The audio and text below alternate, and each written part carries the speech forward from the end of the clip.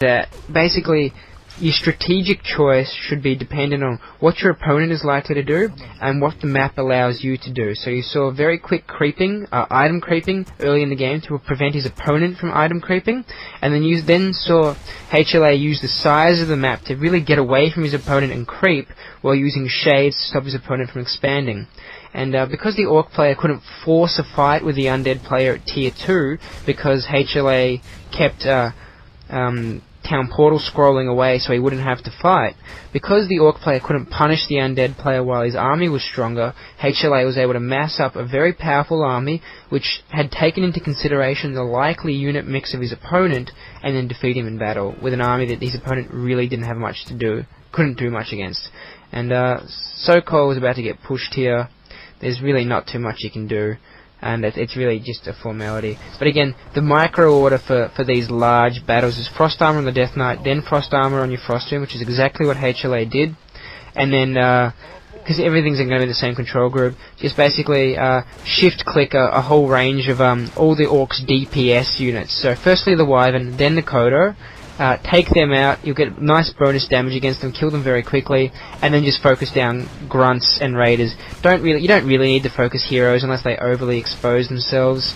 They only do so much damage, and a combination of Burrow, Heal Scrolls, and Death Coil means they're not going to do too much to you. So by taking out all the Orc players' units, you're basically your unit mix will really just overwhelm him, and that's exactly what's happening here. The Wyvern are dying extremely quickly, and his opponent's about to give him the GG, complain about how Undead really aren't that weak, and leave the game. So nice win to HLA, and yep, there you go, there's the whinging.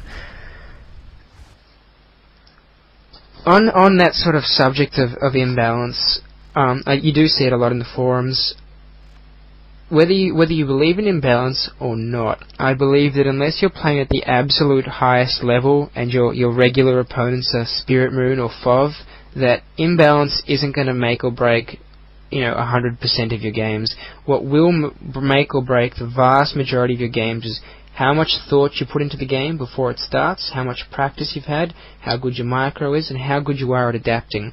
What you saw HLA do in this game is consider, well, what is my opponent likely to do? Well, I'm on Norwood, he's likely to do the following things. He's likely to item creep, he's likely to quick attack, and he's likely to try and force an expansion. Well, what am I going to do about those things? Well, I can item creep myself to prevent him from doing it. I can get away from him and expand, so he can't, not expand, I can get away from him and creep really hard, and he's not going to be able to find me that easily, so that's going to stop him from pushing me. And I'm also going to use shades very quickly. That was the first building he built at Tier 2 as a shade pit, and I'm going to use that to scout and stop him from expanding. And then I'm going to build a unit mix which is not going to be able to counter at 50 food. If Sokol had got up that expansion and had, say, an 80 food army, he would have been able to have 10 bats going at any one time, and that would have countered the Undead Air very easily. But because he was stuck at 50 to 60 food because of not having that expansion, there was no way he could get up the requisite amount of bats to overwhelm the Undead Air. And when all those bats did suicide, and there was a Frostworm and a Destroyer still left at that battle at the Mercenary camp, they tore apart the Orc army. You saw that single Frostworm kill 4 Grunts, 2 Raiders, 2 Wyvern by itself, and that's just the sort of break you need as an Undead player. That's just how powerful your units can be if utilised well. So, things to take from this AC. Whenever you're playing a map, and this goes for ladder in addition to league matches, consider the map and consider the racial matchup. Most of the strategies I see only consider the racial matchup. Against human you do this, against orc you do this, against undead you do this. But also consider what the map allows you to do. And you notice all the top level players do this. So, as you saw, HLA and Sokol's strategy were both map dependent in addition to racially dependent. And that's very important when choosing strategy. Also consider, as an undead, what you're going to gain or what you're going to lose by fighting.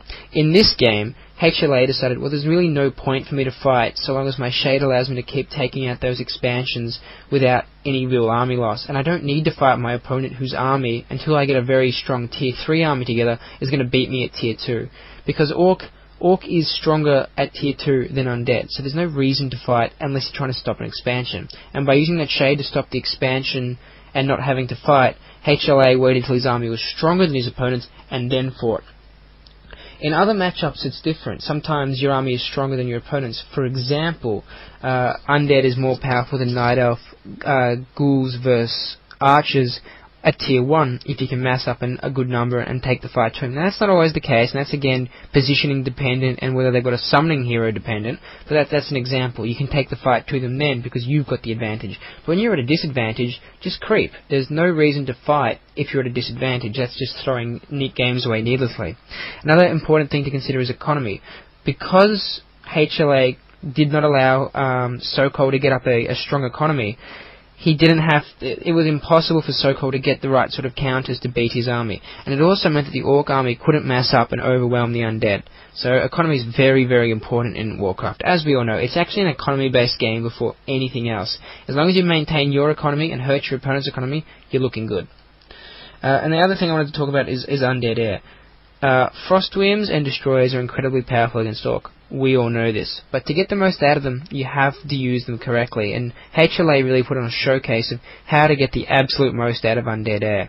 He got his armor upgrades up before he got the units into the air, which means that bats are instantly much less effective against them.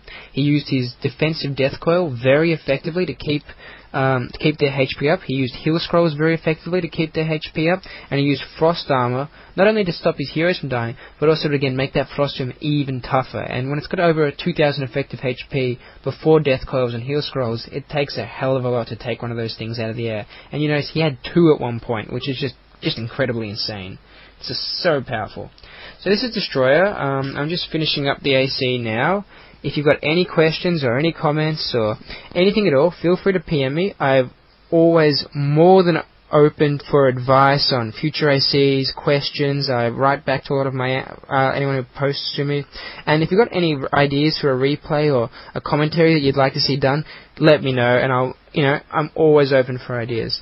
Before I go, shout out to Orange, who's given me a lot of feedback on my ACs and has been very helpful. Massive shout out to Killerfrog, our drunken shoutcaster, absolute legend.